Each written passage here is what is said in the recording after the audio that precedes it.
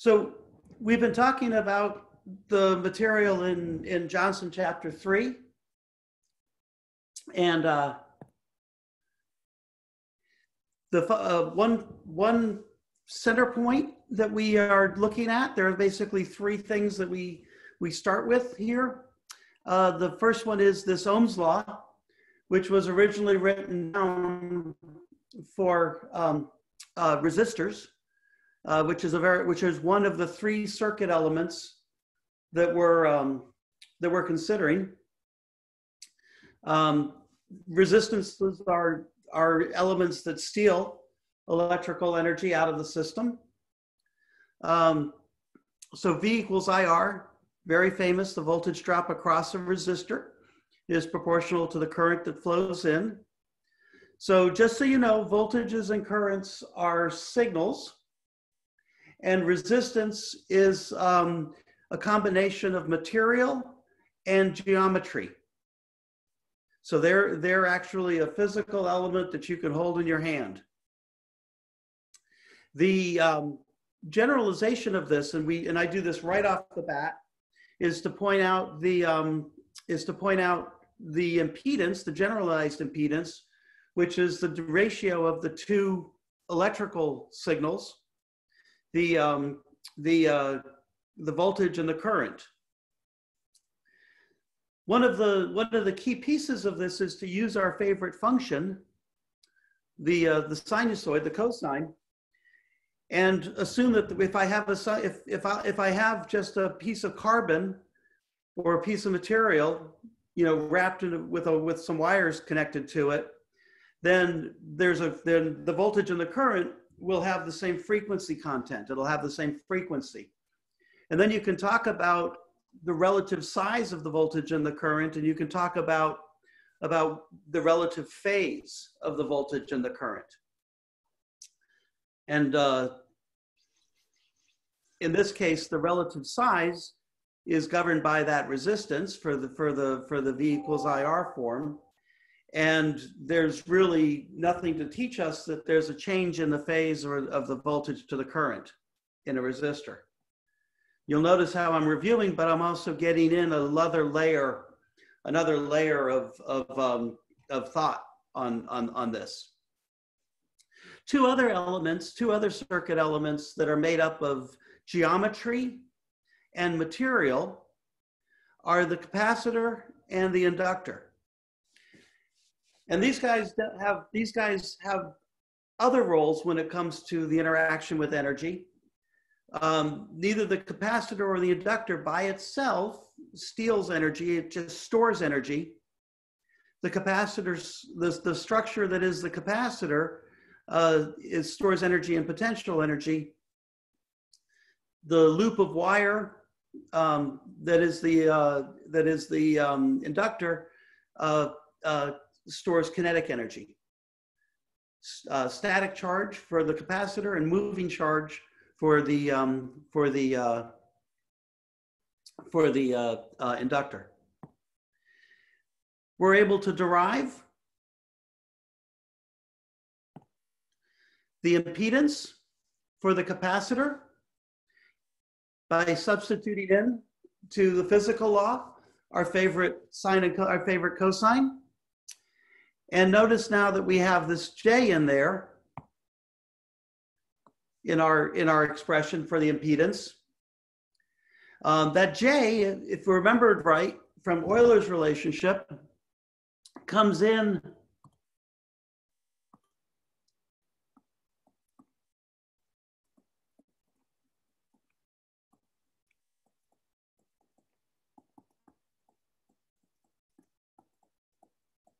Euler's relationship.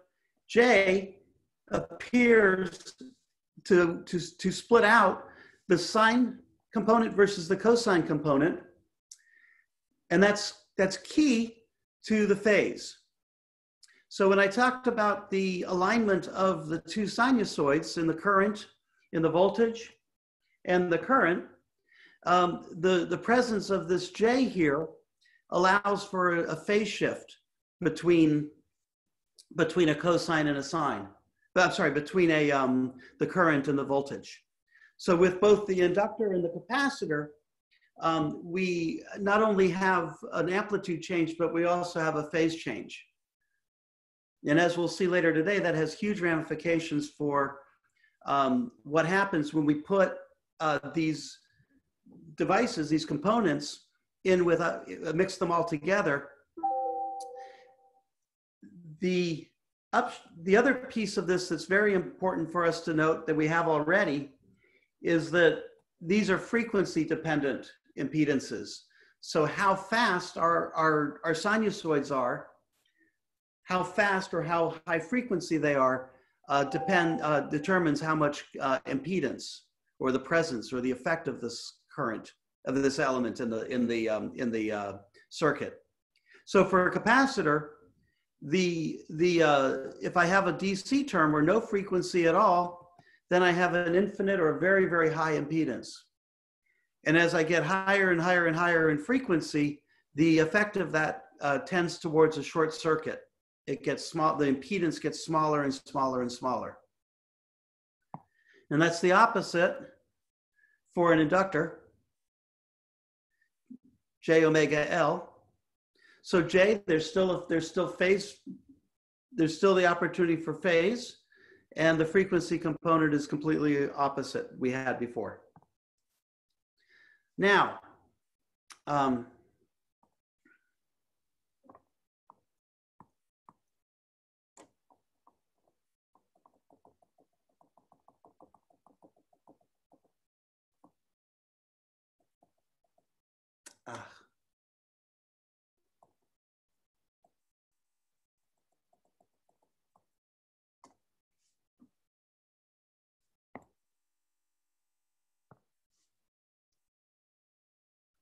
so in addition to Ohm's law, we also talked about two other laws. We talked about Kirchhoff's voltage law and Kirchhoff's current law. So as we take all of our components and we wire them together, and we wire them together in also with some source, like a voltage source or a current source, then we can analyze these circuits by considering the role of the impedances with respect to the voltage and the current. And these conservation laws, the sum of the voltages around a loop will equal 0, and the current in and out of a node will equal 0.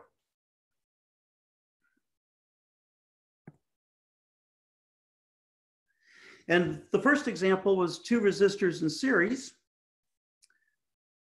We used Kirchhoff's current law to decide that the current was the same at all points in the loop. There was no chance for the charge to split off anywhere. They just had the charge just had to barrel through. So there's exactly one current in this loop, and that's I1 equals I2 equals I. And then Kirchhoff's voltage law here, though, is interesting. We have the sum of the voltages around the loop. So we gain voltage, and then we drop voltage across the resistors. So I have an expression for a total resistance in my circuit, which is the sum of R1 and R2.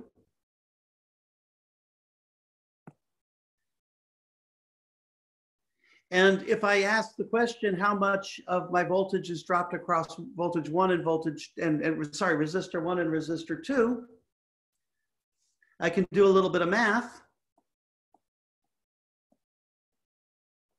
And I get my voltage 1 is R1 over R1 plus R2. R1 plus R2 is the total resistance, the equivalent resistance in the circuit.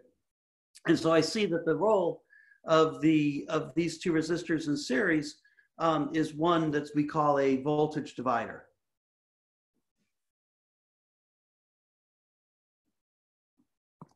And where we were last time, the problem that we were working on last time was a little messier, not just because of my handwriting, but a little messier. And this, we had a resistors not in series, but in parallel. So the first thing we wanted to do was say, okay, what's our new equivalent resistor for this circuit. So how do I take R1 and R2 and combine them into a quantity that still has units of resistance, but I can call that the equivalent resistor. And so we started writing down what we know. That's usually the way we do things when we are faced with a problem and we really don't know where to start. We review what we know and we start writing them down, and we start staring at them, and we hope that out of that knowledge we can start putting things together, putting the facts together. So there's no reason when we start writing this stuff down that we know where we're headed with this. It's really just an inventory of what we know. And what's really a fun thing is, so many times if we just start by writing down what we know, the combinations and how we combine things just start to pop out. So we know that at this node here, the current splits into two unknowns, I1 and I2. That's by Kirchhoff's current law. And then we have the same voltage drop across the blue loop and the green loop. V equals I1 R1. It's also equal to I2 R2. Oh, and it's also equal to I times REQ. So that's, if you will, the physics of the situation, or the electrics of the situation. And so now, having expressed everything in terms of math, we can apply the rules of algebra, just the rules of mathematics, rearranging things so that we can start solving for some of these quantities. And one of the ones that we want to do is we want to look at what is our equivalent resistance. So we write an expression for the equivalent resistance in terms of I1, R1. Really doesn't matter which one we choose, but I chose I1. Did a little substitution, combination. And I hope that you guys go back through this and do it much more cleanly. This is really not an elegant way to do it, but slugging it out. I get an expression here. Oh, heck. I hate it when that happens.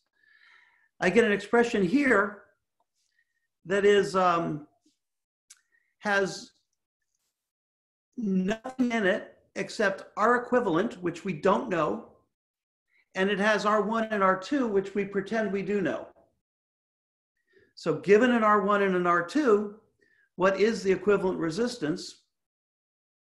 So from this awful looking equation, it's just no real structure to it, we can solve for R equivalent, and we get an equation that's very, very, very famous, which is how resistors add in parallel. And sometimes people remember this and can generalize on this. Oh, God. As 1 over REQ is equal to 1 plus 1 over R2. I can even generalize on that if I want for any number of resistors in parallel. And this is actually the method that the book uses. And so Johnson early on introduces this concept of a conductance. And I chose to do that after the fact and actually do it parenthetically. It's a word that you'll run across. Whether or not you find it useful is totally a matter of your personal taste. And that's where we were at the end of last time. So April 6th, 2020. Oops, sorry. I'm about to reorganize these notes.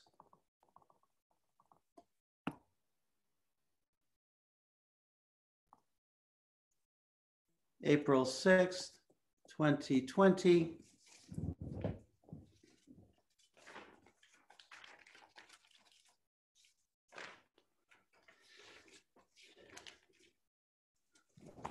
We have our voltage source, V.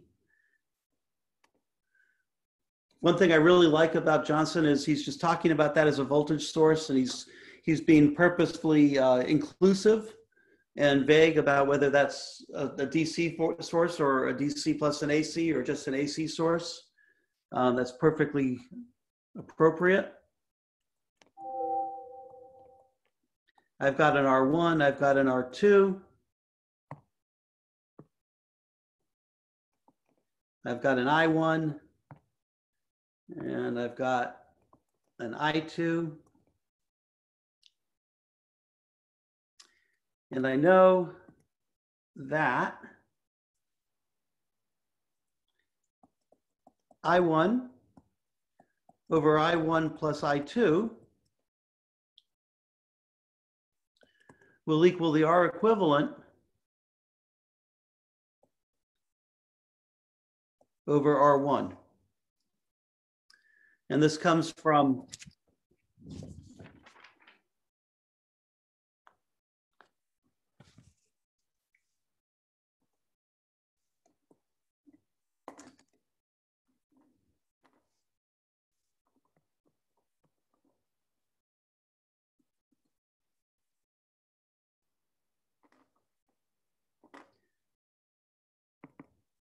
what we discovered in our mathematics, rearranging this formula here.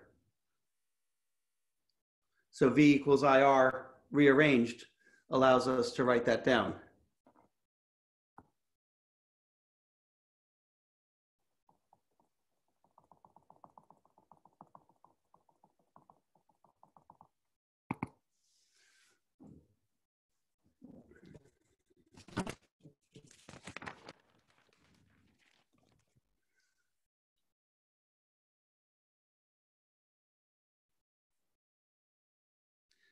So this will be equal to I1 over I.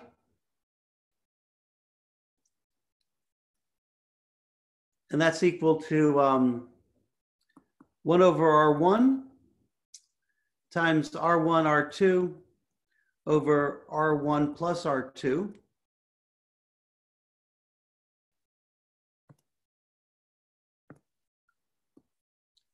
Whoops.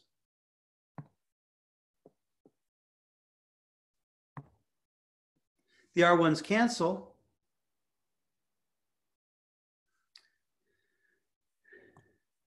And so I now understand the effect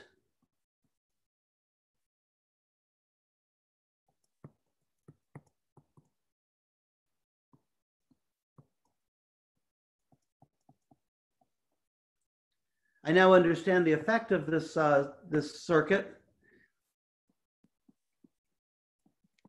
This is a current splitter. So the two resistors in parallel were a voltage divider, and two resistors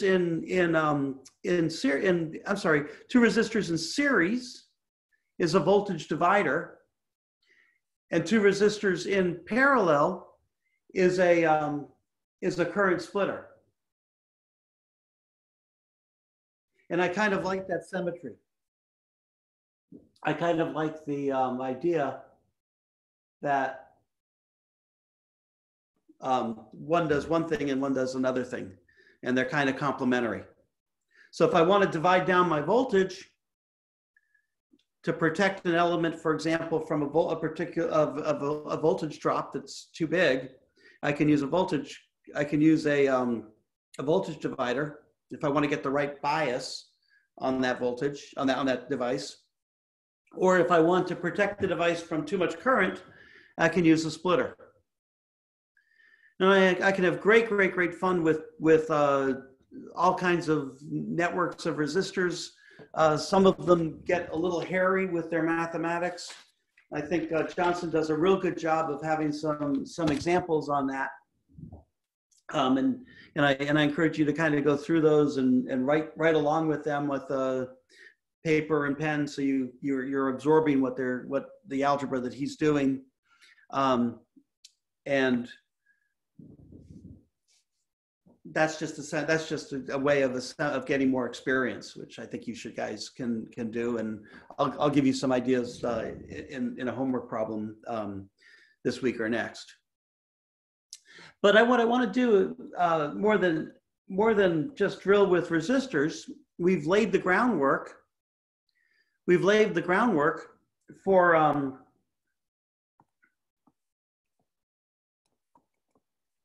generalizing to impedances. And so if I have R1 and R2, I know that my equivalent resistance is equal to R1 plus R2 for this voltage divider, this resistors in series. If I've got a C1 and a C2,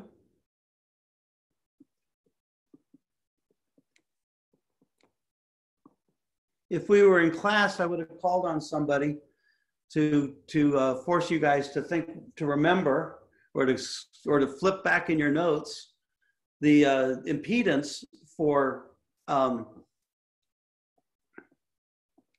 these capacitors, the frequency-dependent impedances, the complex impedances of these two capacitors, 1 over j omega C1 and 1 over j omega C2. And if the resistors add like this, then the impedances are going to add like this.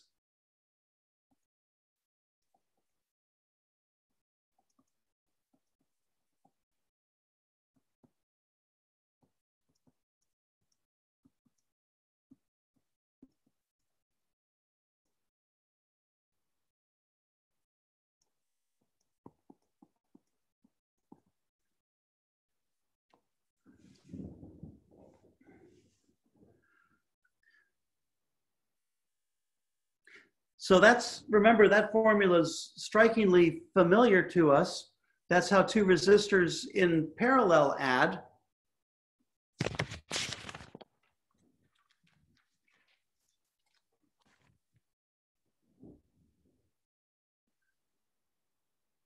So I can put these guys on a common denominator.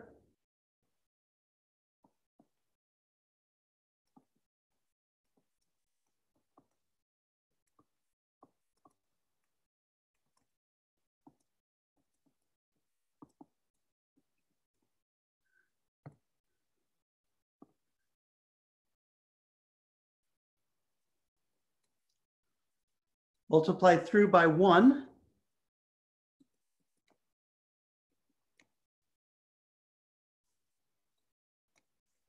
So I multiply the first expression by 1, which is C2 over C2.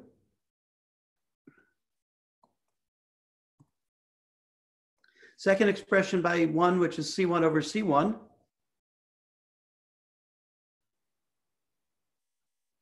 Multiply through by j omega.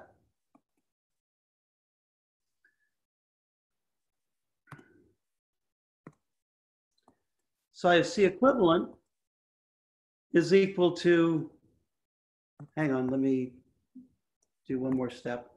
I have 1 over C equivalent is equal to C1 C2 over C1 plus C2,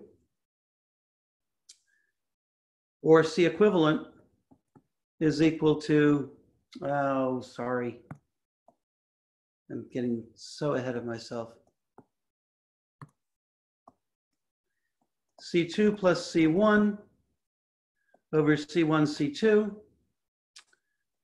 Turn that over. And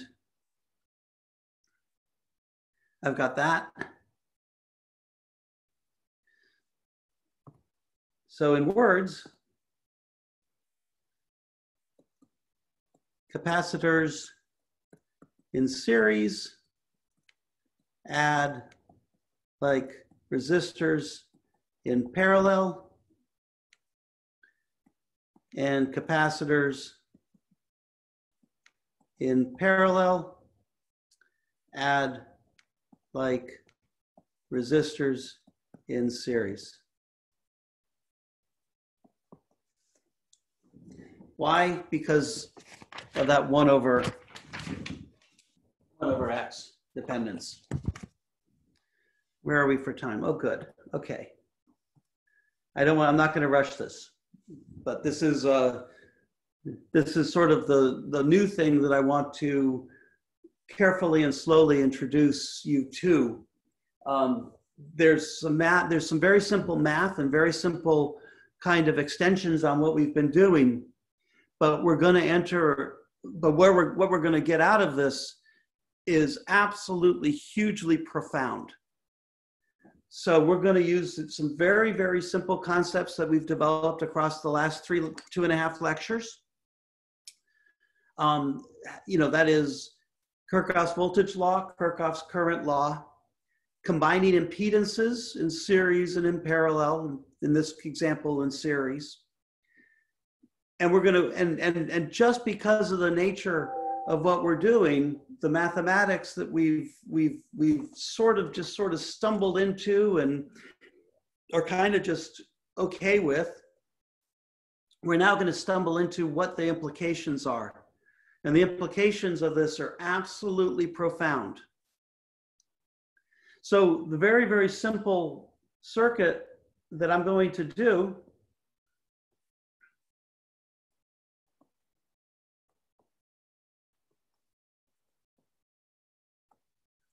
has a resistor in it,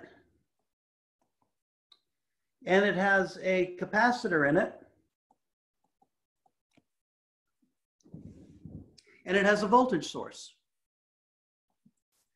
And for this to be meaningful, that voltage source is going to probably have some frequency content in it, because the impedance of the capacitor is frequency dependent.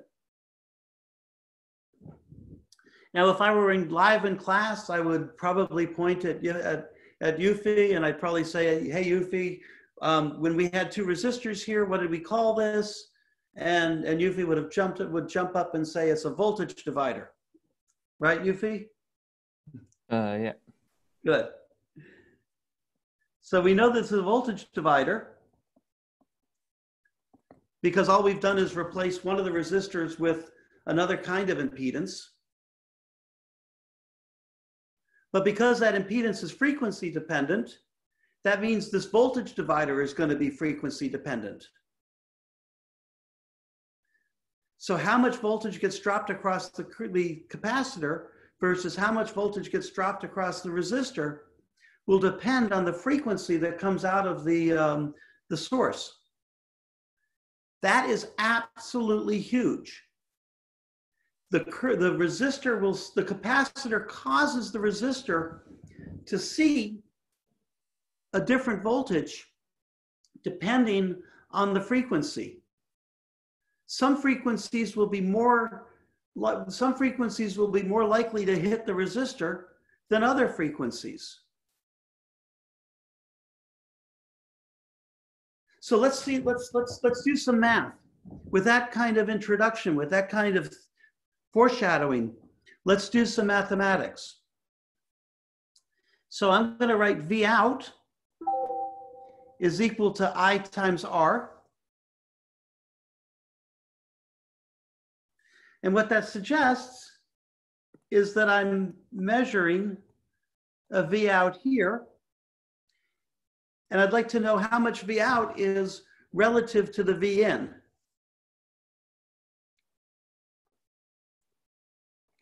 Let me try to be a little neater on this.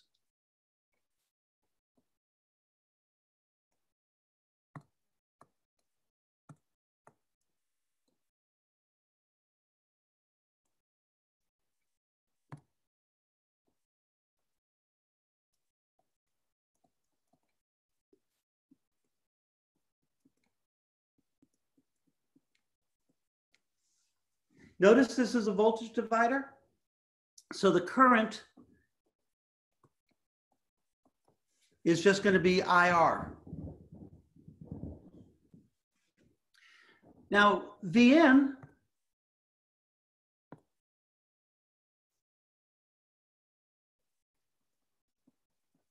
will equal I times the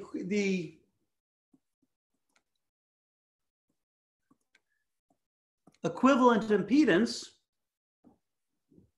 I've got two impedances in series.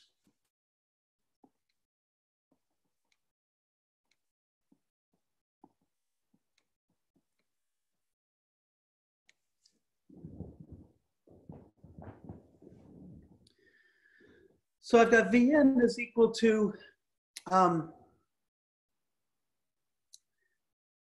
I times the total equivalent impedance, which is R plus 1 over j omega c. Pause and scan for any hands going up or any questions.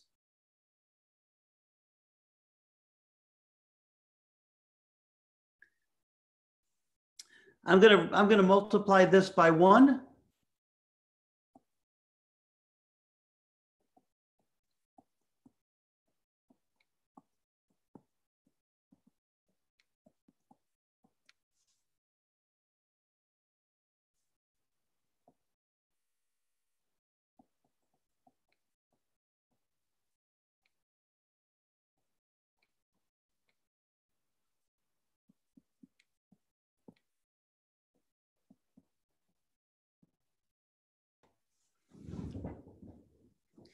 And I'm going to get the voltage input is equal to I over 1 over j omega c. And then I'm going to get 1 plus j omega RC. Now,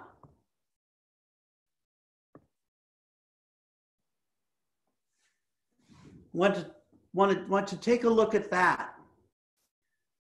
If we were in class, I'd reach out to Matthew and I'd say, Matthew, what are the units of j omega RC?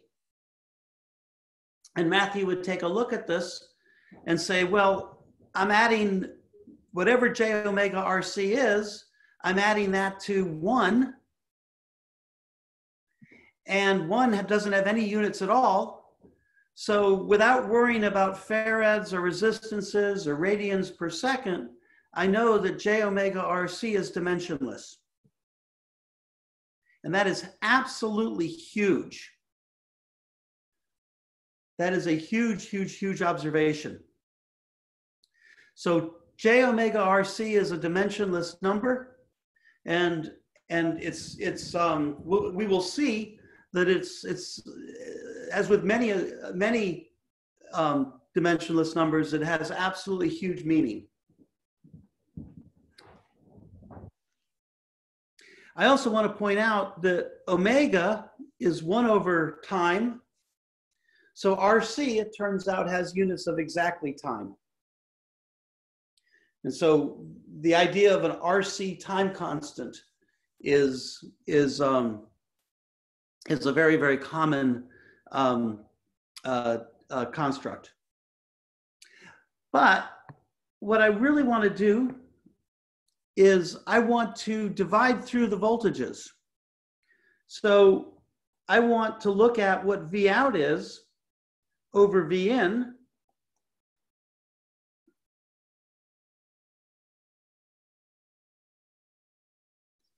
V out is equal to IR. V in is equal to I times all this stuff here. The same currents that flow through the capacitor and go through the resistor and it gets divided out. So V out over V in is independent of current. It's just a whole ratio of J's and omegas and R's and C's. And that ratio, that function,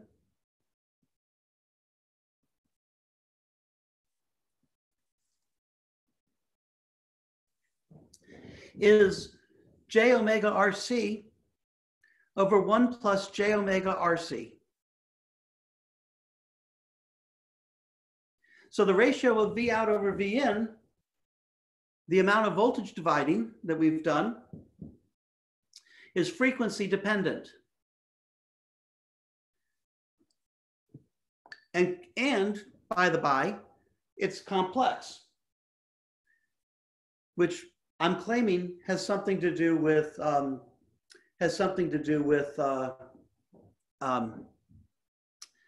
phase.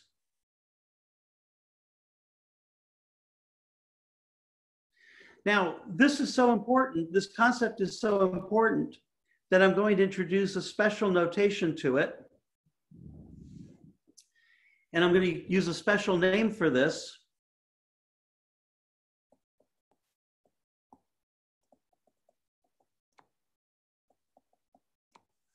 This is called a transfer function. And very commonly, very, very commonly, transfer functions are denoted by capital H of omega.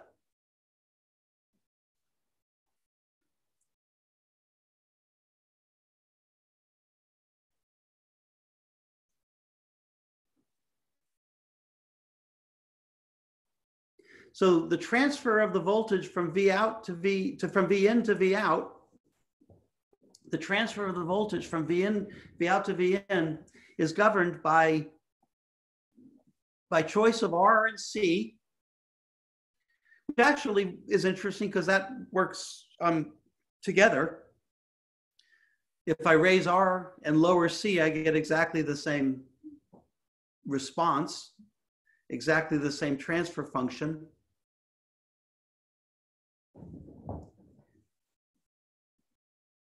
And it also is a function of the frequency.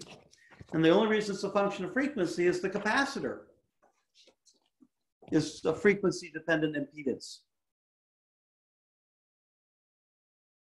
So the mathematics of this is identical to the voltage divider. The only thing we've done in there is put in place the complex impedance. But what we've done is we've jumped to a whole new level, just a whole new perspective of what we're about, which we can now decide what frequencies get through to the R. And so we can pick and choose, sort, and filter, huge number, huge word, our signals by frequency. We can be very judgmental. We can say that we want 10 megahertz to go to our resistor, but not a different frequency, not a frequency that's higher, in this case, lower.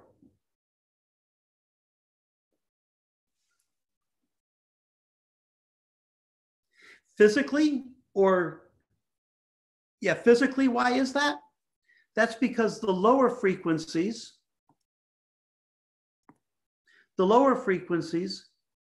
have a hard time going through that capacitor. That lower frequency acts like a DC block.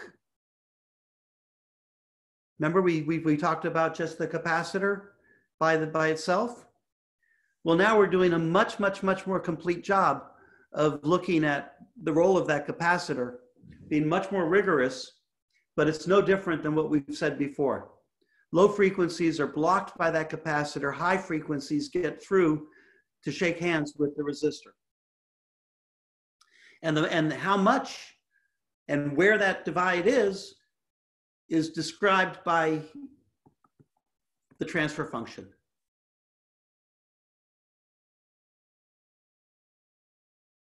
So like I said, this is such a small and trivial example. It's really just a voltage divider, but it springboards into something that's absolutely profound and absolutely useful. Because now I can organize my outputs by different frequencies. In other words, if I extend my voltage divider to many different cases somehow, then I can have different frequencies drop across different resistors. hugely profound.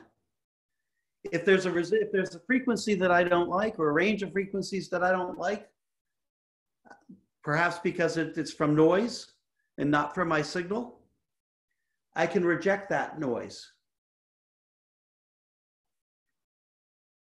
All right, that's the simple math. The concept is profound. The introduction of a transfer function is profound. We have a little bit more math to do to really wrap our brains around this.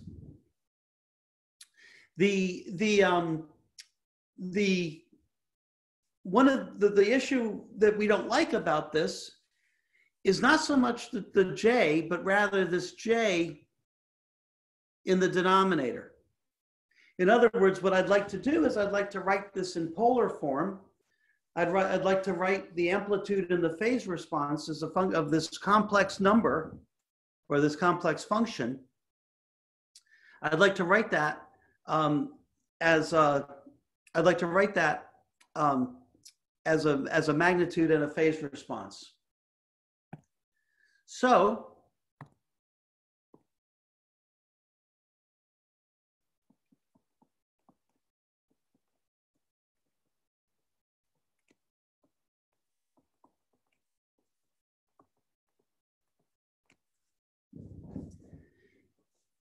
if we were live, I'd ask Emma to remind me how to clear out the complex denominator. And Emma would say, multiply through by the complex conjugate of the denominator. So I have 1 plus j omega RC, so I'm multiplying by 1, where 1 is expressed as 1 minus j omega RC divided by 1 minus j omega RC.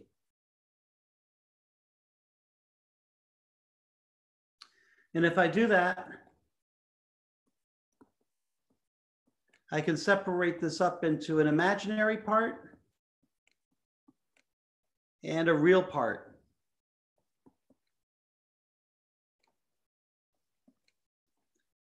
And I've skipped a couple of steps, and so in your notebook, leave a space and go back in and fill that in. That'll be good review for you guys.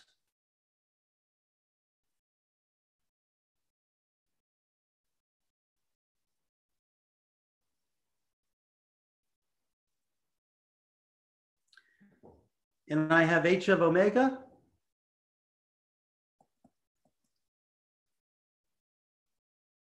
The amplitude, which is the imaginary part squared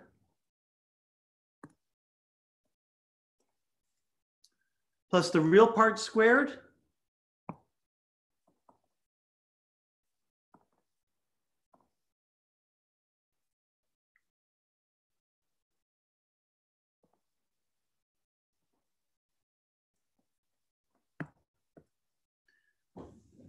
the imaginary part plus the real part squared, square rooted,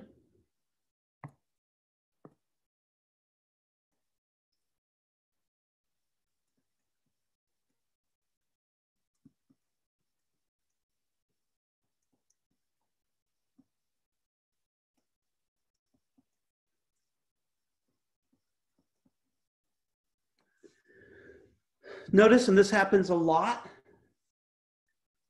this piece here and this piece here are similar. It's a little clunky, but the ratio of the voltages, the amplitudes of those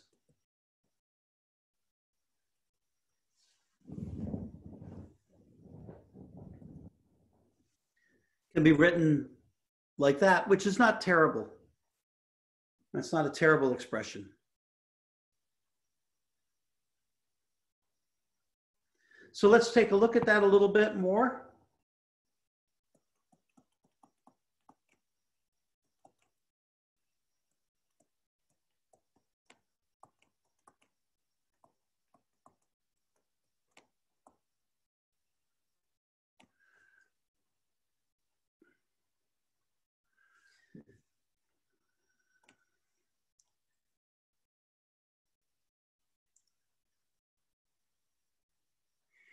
And I want to just consider some cases.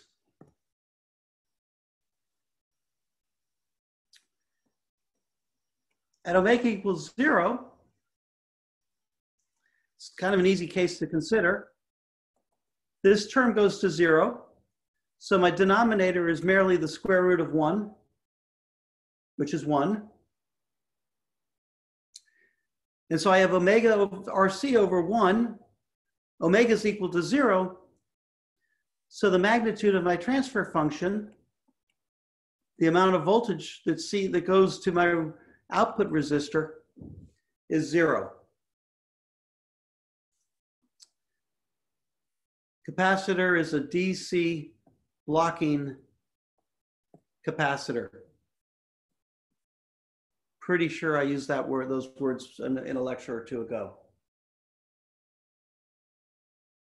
It blocks the DC.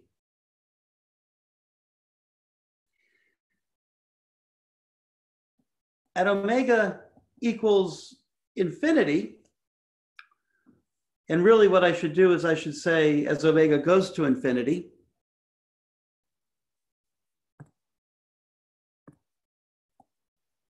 this term here becomes very, very large.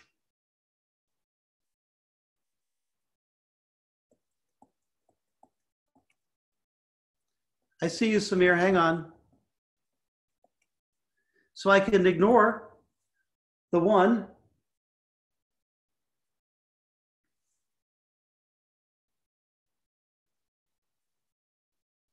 So I'm going to get omega RC over the square root of omega RC squared, which is equal to 1. Samir, what can I do for you? I was wondering, like, going into infinity, why are we not doing like limits on something that, is based on W? Based on what, Samir? I was wondering why we're not doing like limits on since the variable is an independent W, variable W.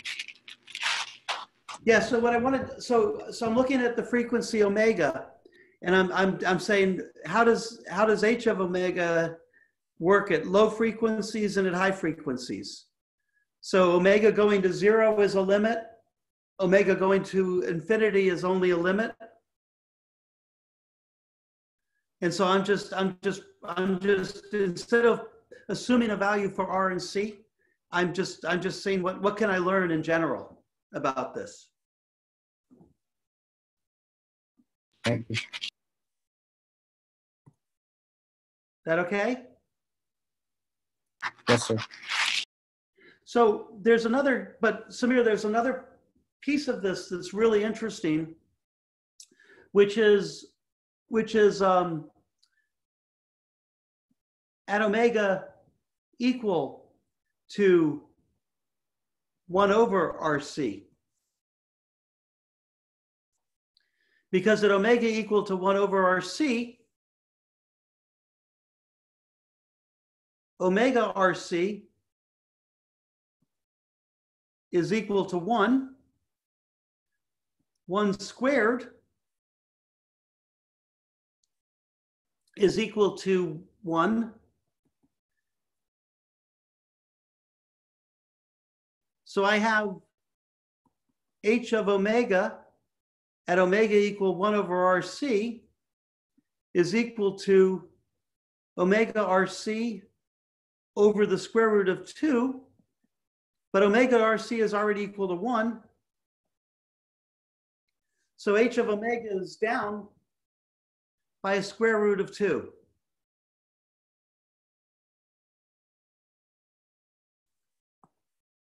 I know I'm out of time, but I'm just going to plot this for you.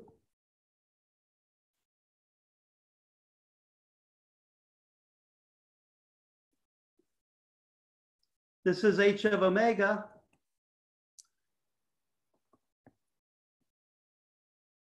This is 1. And this turning point is at the RC time constant. And with that, I'm going to end our lecture. I'm going to stay on a little bit longer if anyone has questions. And certainly